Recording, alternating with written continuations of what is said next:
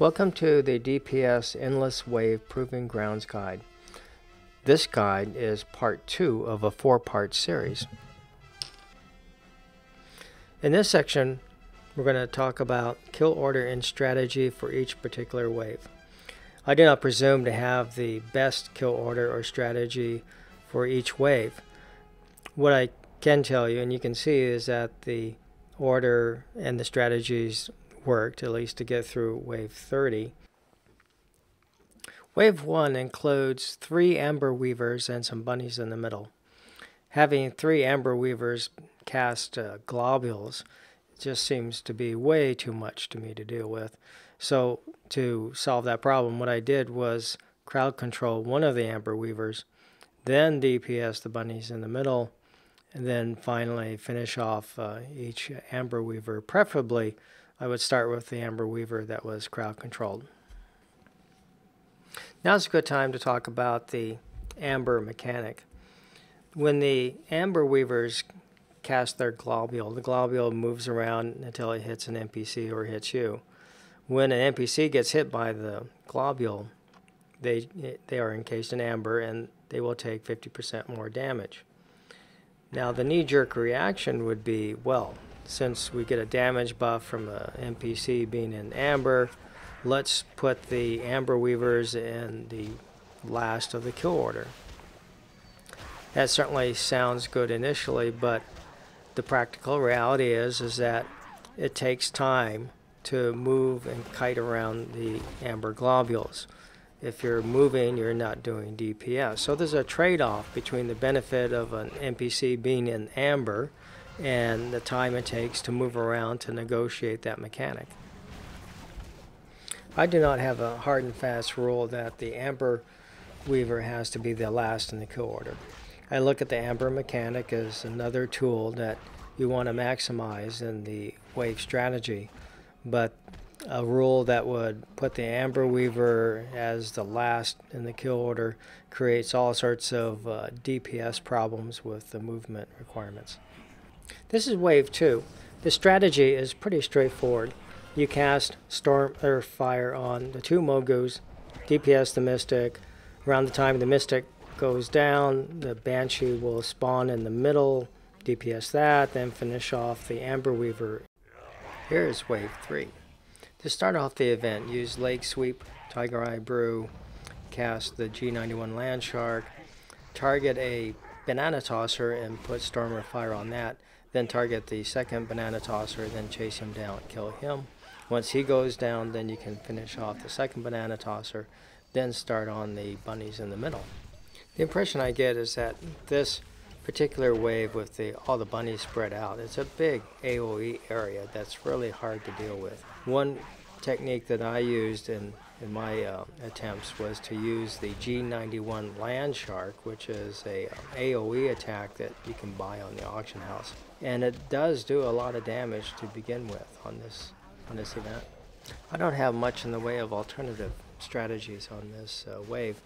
So what you do is, when you can't really do much with your kill order, is that you throw a lot of cooldowns at it, and that's what I did in this wave. I've got Tiger Eye Brew, I've got the Land Shark, I've got the White Tiger. Wave 4. In this wave, you want to stand close to where a Mogu will spawn, then cast Storm or Fire on 2 close by Mogu, then DPS the Mogu that you were standing next to. You want to renew your Storm or Fire quickly in this wave. At 30 seconds, a Banshee spawns in this particular wave. And what you want to do is that you want to move to the Banshee as soon as he spawns, but you also want to, before you move to the Banshee, put Storm or Fire on the remaining Mogu. I didn't do that right here, and I think it cost me a few seconds in this event. This wave ended with about 2 seconds.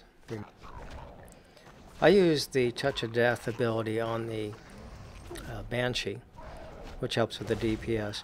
One strategy you can experiment with is to use Storm or Fire not only on the Mogu but also on the Amber Weaver, and that way, while you're doing DPS on the Banshee, you have the Storm or Fire working on the other 2 ads. In this example, the outcome was really close. There was less than a second or two on the clock. I think that was due to the delay in getting off the renewal of the storm or fire.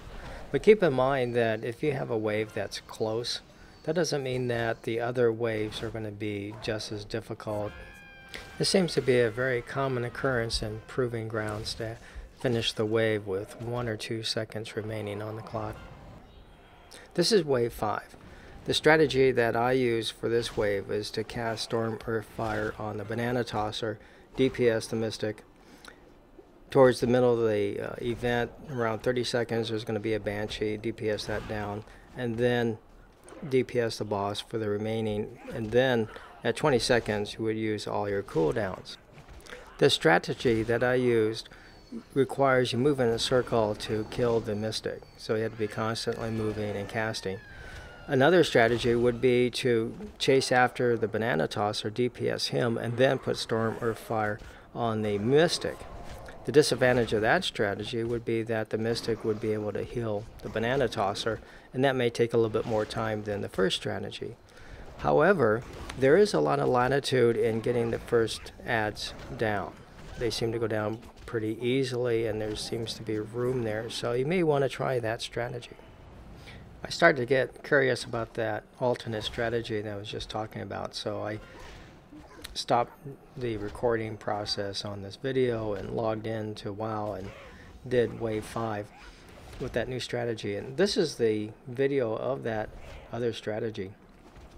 So what I did, I put Storm Earth Fire on the Mystic and started to DPS the Banana Tosser, chasing him around. During the time I was doing the DPS on the Banana Tosser, the Mystic got this huge heal on the Banana Tosser, and I thought, oh, this ain't working so hot. But by the time that the Banana Tosser went down and the Mystic went down, I had an improvement in time of about 2 or 3 seconds. So not only is the alternate strategy a viable strategy, it may be the preferred strategy. Final comment on the last 20 seconds of this wave, the burn down phase. It seems that whether or not it's going to go well is totally dependent on whether or not you get a big crit with your Rising Sun kick.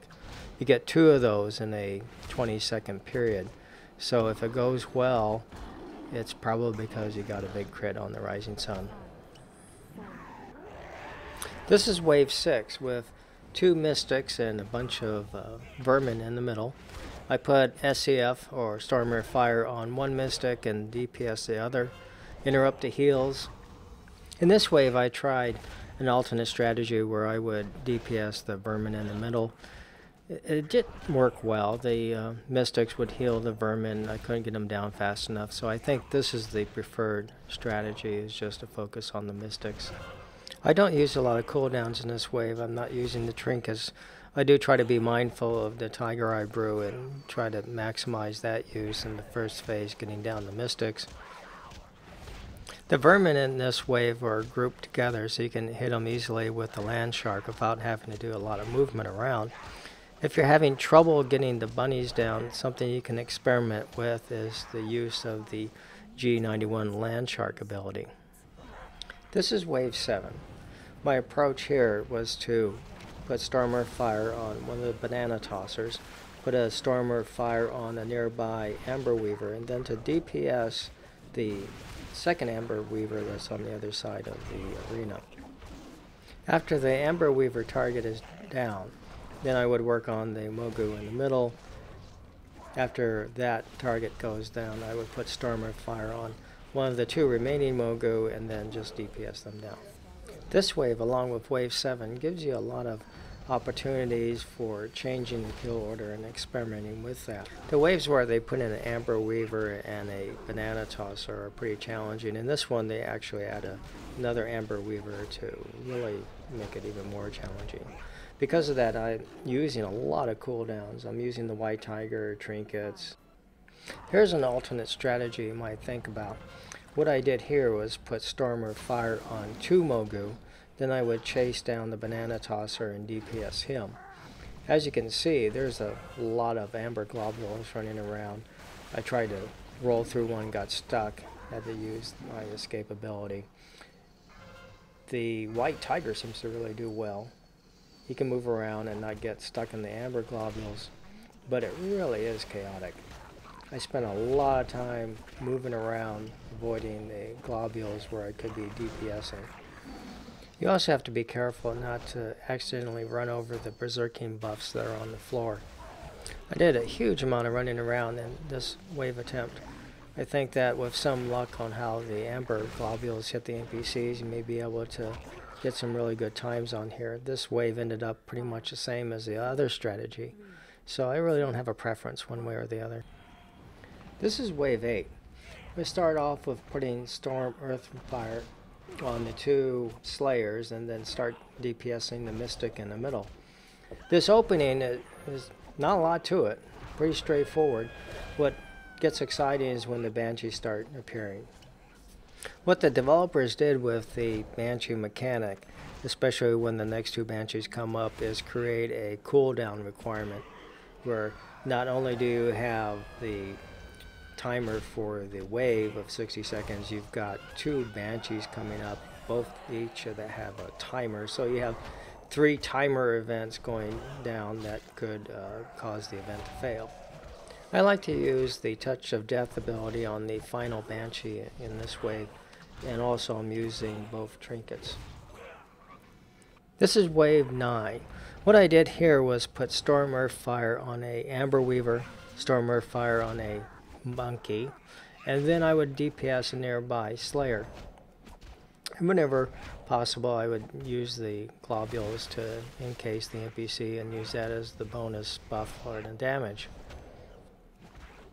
Wave 9 has a lot of moving parts with the Amber Weaver and with the Monkey casting.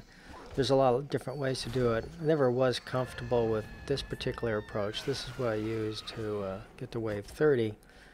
After working with this, I came up with a different approach, which I will show you shortly. All that running around in the early part of the wave, it really cost me here. This Mogu has a lot of health and not a lot of time left on the clock. This strategy is viable. I mean, it did work. I did have at least a half second left on that Mogu before the wave ended.